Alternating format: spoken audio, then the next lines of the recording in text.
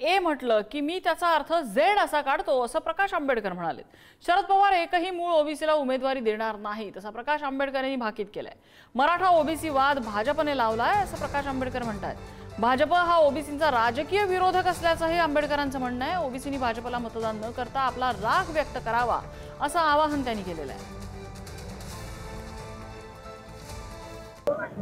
मी गेले 40 वर्ष शरद पवारांचं राजकारण बघतोय आणि गेल्या 40 वर्षांमध्ये शरद पवारांनी ए म्हटलं तर मी त्याचा अर्थ काढत असतो झेड। त्या अर्थी त्यांनी असं म्हटले की मूळ ओबीसीना उमेदवारी द्यावी, याचा अर्थ मी असा काढतोय की एकही मूळ ओबीसीला उमेदवारी शरद पवार देणार नाहीत। हा वाद इथला असणारा भारतीय जनता पक्षाने लावलेला आहे।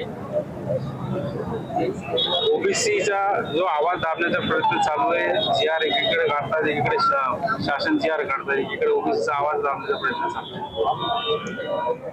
पूर्णपणे आता ओबीसीने एक लक्षात घेतलं पाहिजे की त्यांचा सगळ्यात मोठा विरोधक ओबीसींचा राजकीय हा भारतीय जनता पक्ष आहे आणि त्यांनी भारतीय जनता पक्षाला कुठल्याही परिस्थितीत मतदान देऊन